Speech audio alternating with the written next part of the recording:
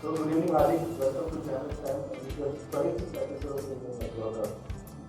Let's get right into it. Tell us something about the school days, your college, what did you do in Mumbai or your migrated from Sunday to Mumbai. Tell us something about that. So I am a Mumbai. Migrated from Mumbai to off Mumbai because I stay in Mumbai. School and politics was very naughty days. If I start talking about that, then I guess it's completely interview as well. We can go to the club if they were talking about. That's after party. After party. So, yeah, so my college is schooling. I did my schooling from St. Joseph, and I was the longest of the lot. So even today, would I really reach out to Dr. A.F. Pinto, who is the founder of various group of schools, he would very easily recognize me. I mean, maybe the French beard may probably create some confusion, but he would recognize. That stint continued in my college. I didn't want to, I'm a commerce graduate, so I didn't want to actually pursue commerce, so the only other thing that I could found interesting was mischief and probably, doing annual functions, and I had a dance group of my own. Okay, so doing all of that, and I was pretty strong at that. So one of the annual functions actually ended in the college only after the national anthem because I declined to do anything else. So very recently I had a social in the college and reunion, and my then girlfriend, now wife, we were walking together inside the hall, and a professor for law happened to his name is Mr. Iyengar. He just walked in and said, okay, and he completely ignored me because we had some bad stuff. So and he went to my wife Sonali and we asked her that, okay, so nice to see you, what are you doing? And she said, oh, nice, is that your daughter? Sonali said, yes, and that's my husband. And then Iyengar looked at me and he said, so okay, so what do you do? He thought probably, I must be a junkie doing some stupid thing, like I used to do it in the college. I said I run my own company and consulting is what I do. For a second, I saw his expression go, I mean, really? So that was my college. Post that, my professional life started as a computer hardware assembler. Don't ask me that. It was something called Vital IT. It was like one of the Serious. yeah, correct. So Vital IT tried to assemble computers for them, and like it was back in those days, anybody who could assemble computers could also teach how to assemble computers. Then there was a financial crunch in my family, so I had to find a job which was very good, and BPOs was happening that time. So I thought BPO is not the place I really want to go because I love the word engineer. Everybody was a computer engineer out there. So I said this is like fun, being a commerce graduate, if you were called engineer, then it's good, right? So I said, okay, call center is not what I want to do, but then we needed money. So I went into a recruitment agency, and this agency asked me, would you like to go for customer service or tech support? So I said, okay, I will tech support. So they said, oh, you troubleshoot computer problems over the phone. So I said, okay, that still allows me as an engineer. So I went there, and everybody with me was like an IT graduate. I was the only one who was doing commerce, but I was the one who knew how to open up a computer and hands-on. So I was very successful there, moved into quality, and then moved up the ladder. And that's what the journey has been. So you work with three companies, Cycle, FIS, and Conversion. So Cycle was the call center. All the three are call centers. Cycle is where I used to work for their computer. Okay. And in one of the meetings I ended up saying we can do what you guys do in US also. So we've never outsourced it, ever, we can do it. Okay. And because I made this statement, the gun was on my head, you do it or you get fired. So I had no options but to help them transition that process and make sure that it works. So title was that. Okay. And because of that transitioning experience, one of the Wipro guys who was doing well moved from Wipro to Convergys. Okay. And we wanted to recruit somebody who had the experience of transitioning and who understood basic IT. So I was the obvious choice, he knew nobody else. So he called me to Convergys. Convergys we transitioned, the job was to transition one Australian process. We transitioned 23 Australian processes. And post that, I was very strong in Convergys Thane. So for all my friends who are watching me, I know Convergys Thane was so strong, they moved me to Convergys Pune when there was no quality team. So they said, okay, you know what, go there and set up a team there. So I set up a team there, and from there, by that time I was married and my wife was expecting, so she delivered a baby girl, and I didn't want to stay in Pune. So I was like practically every Saturday driving down back to Mumbai, and I said, okay, let me go to find a job here, and then FIS happened. FIS, I was a part of PRI, which is Process Readiness Index. Sounds very jargony, but it simply tells you how mature is the organization when it comes to systems and processes. So we used to consult the likes of Toyota on that, and so by the time I was starting to realize, I was married and I'm a Hindu. So when you go in marriages, people kind of assume, if I can say in Gujarati, people kind of assume, શું ધંધો કરે છે? And the moment I say કે હું ધંધો નથી કરતો, હું નોકરી કરું છું, people would get a little upset and it's क्या बात करते हैं. And then when they would still have guts, some of them would ask me, okay, what do you do in the job? And I would say, business process re-engineering, and go, they don't want to talk to me. So I used to tell them, you don't know what I do, no problem, what do you do? And they would say garment manufacturing or garment, something to do with garment. That's what most Hindus in my family actually are. So I said, I'll come to your business, I'll evaluate, and I'll tell you to do 4 or 5 things. Don't ask me why, just do it. I'm not going to charge you, right? And I realized that even a small thing changed within that SME sector, which was small when I considered to a corporate house like Fidelity, that is FIS. They got a lot of benefits. So that gave me the confidence that, okay, you know what, ethics can happen. And therefore, ethics. Why would you need ethics? So thank you for asking me that question. So when we I'm sure of that. So when we thought we want to do consulting, we were thinking of what name should we come up with, and so we started writing names, and some of the names were really funny and odd, and we didn't like it and scrapped it. And we were sitting at Powai coffee shop, and we thought, okay, let's write down what is it that we are going to do. So we said we are going to help companies improve on their effectiveness and efficiency. So we said, okay, so can we make a name out of that? Now we were thinking, we came up with lots of names again, and then we saw a bus passing that said, consider IT done. So, and the IT, we could read it as consider it done or consider IT. We said, this is too good. So can we have something like that? And we didn't obviously want to sound like we copied the whole stuff. So we said, okay, so what's the next thing? We said, consider it done, okay, maybe execute it. So let's say effectiveness, efficiency, execute. So then what's the name? EFF, effectiveness, EFF, efficiency, and EX, executed. That's how I said. I thought it was something to do with a lot of people actually say, oh, FX is FNX, because no, it's EFFEX.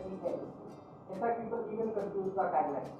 So, when I joined one of the most known networking forums here, I'm not going to name it, and when I started doing presentations, the tagline was effectiveness, efficiency, execution. And a lot of people say, wow, what a tagline. What does it mean? Tagline, okay, then what was the wow for then? So I have to explain them with some stupid analogies. And then I changed it to the right way to do it. So, I was going to ask you the next question. What made you change from a nice high-paying job over there and comes into a entrepreneur is very you don't get the paycheck at the end of the month. What kind of change over there? I'm sure it's not that guy who goes to the local everything. Something else must have changed. So I'll be very honest. I always had a rebel in me. So even in my corporate life, I could, even just talking on the way, if somebody was to tell me respect and authority, I just can't respect and authority. I can only respect logic. So, and in the corporate world, when authority was thrown at me, you have to do this because it's a rule. I can't do that. So I was, and then if it was a rule and I was forced to follow it, I followed it to the T where it became a problem for them. So I realized that, oh, you know what, if I really want to only embrace logic and operate that way, then I need to choose a profession of that way. And I guess as a consultant, when people hire me for the logic and not for the authority.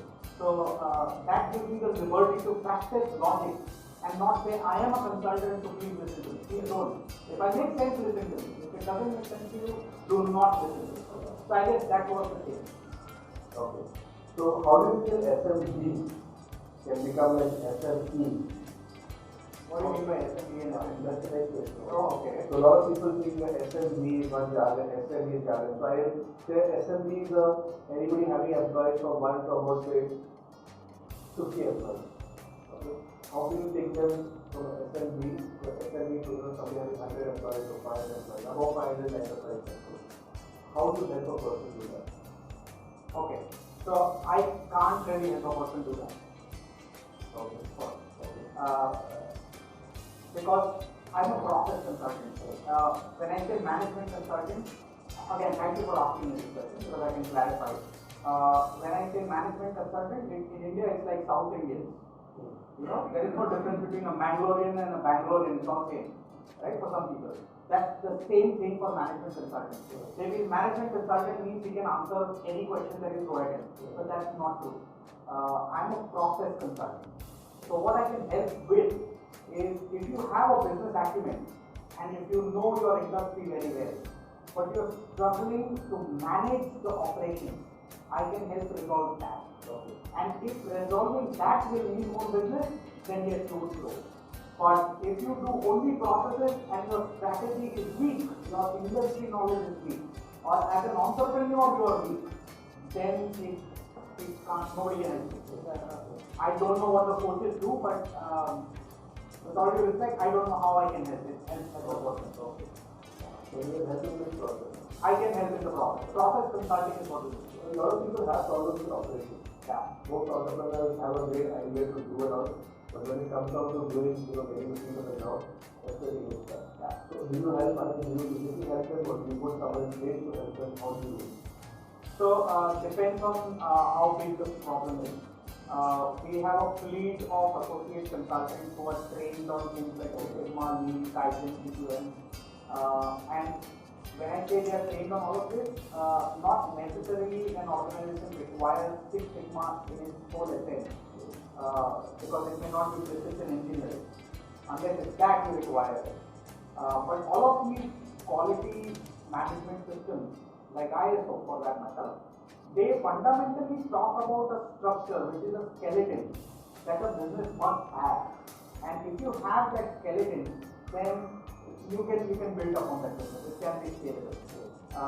Imagine you not having bones in your body, or you having bones the way you wanted to design it and you designed it in that way.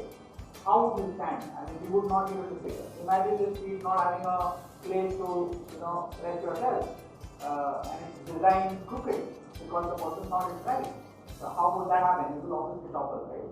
So the same philosophies apply in the business world also. So depending on the problem, we put the right person on the job, and obviously there is mentoring always. So we have a very structured review process internally to figure out what the consultant is doing and get the roadmap right.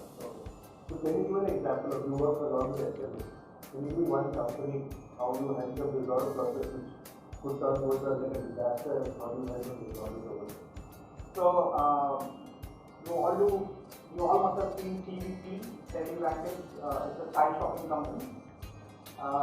They sell products that you really want, like a broom that spits hot water.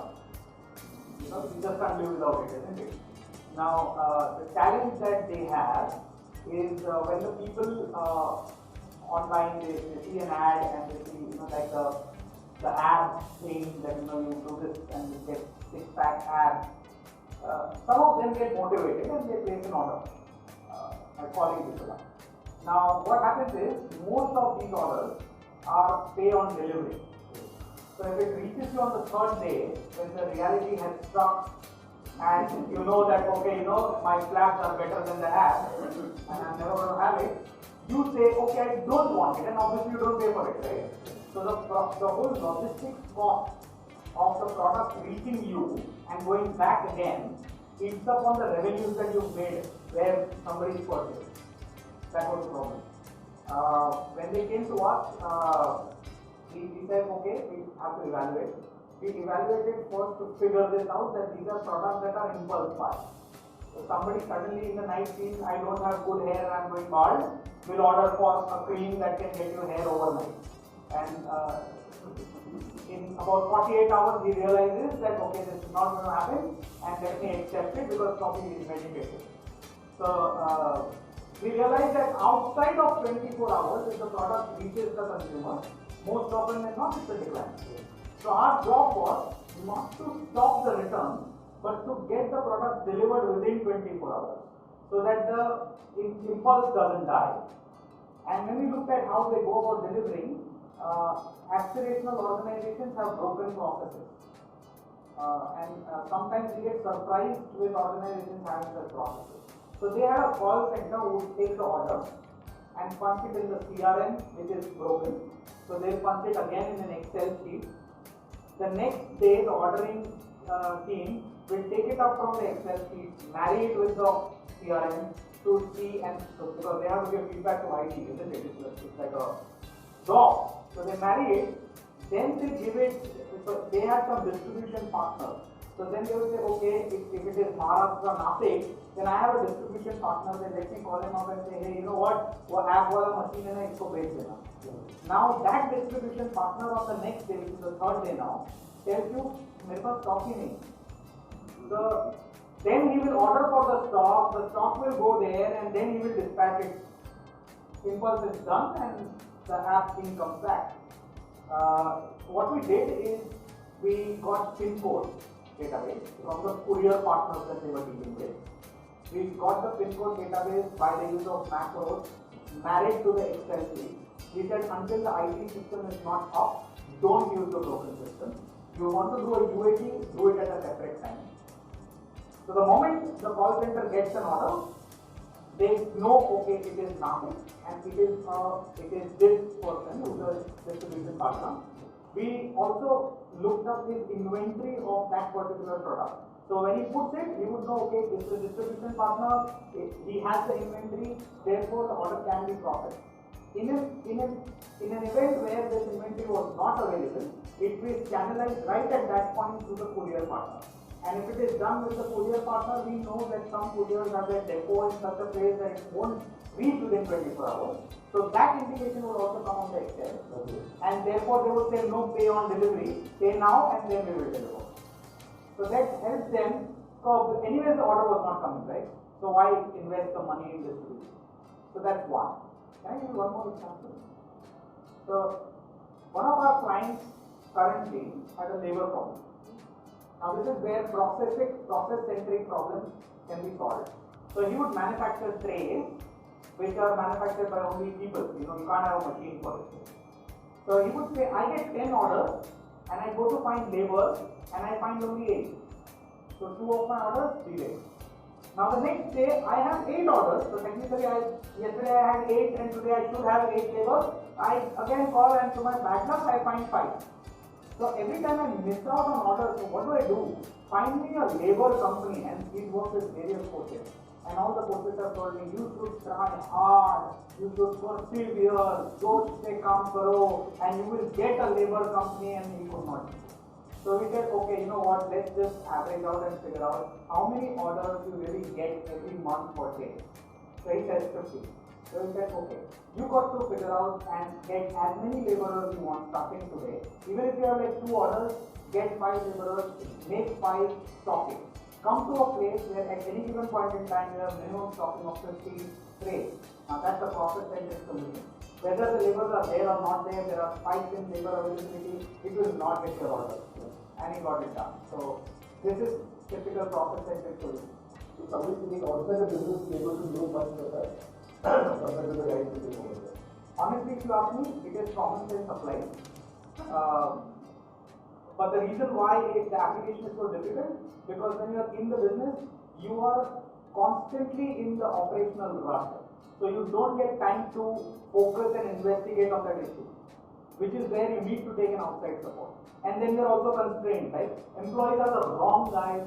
A lot of people ask me, why do I need you? I have a CEO. Why do I need you? I have like 3 VPs. They can work together. No, they are not going to do it. Why? Because if I'm a VP, you're a VP, I'm going to say, I cannot open that secret to solve this problem, because I know if I open that secret for you, you're going to open 1,000 secrets for me. So that political culture doesn't allow to have discussions which are absolutely blunt and on the face. That's where a consultant really works. Good. What's your favorite platform? Facebook, Twitter, Instagram? I'm learning my way of social media. I guess Facebook. Okay, LinkedIn actually that's what I think.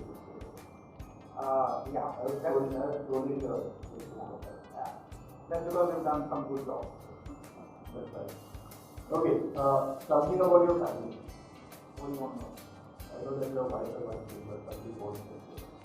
I have a wife, and a kid. I do have a girlfriend. Friend. Don't say it the other way around. My wife works for Tin26 International, and she does recruit CEOs, CFOs, and executives. It's an executive search firm. So she does recruitment. I have a sister. She's also into recruitment. So you can get my source of lead generation therefore. I stay with my parents. My father is a real estate broker. My mother is a homemaker. And I have a small kid who apparently these days seems to be going towards becoming a scientist, because he's like kind of experimenting everything that he reads from the book. So No chemical experiments. Currently, the last experiment that she did was she put some water in a dish, and she put it into the refrigerator, and she came out and said, "So you know what? I actually was successful to convert it into ice." And then it got converted into water again. Now the next experiment is difficult because I don't have answers to that. She's taken the water in the same thing, she's put up on the window, and she's waiting for it to vaporize.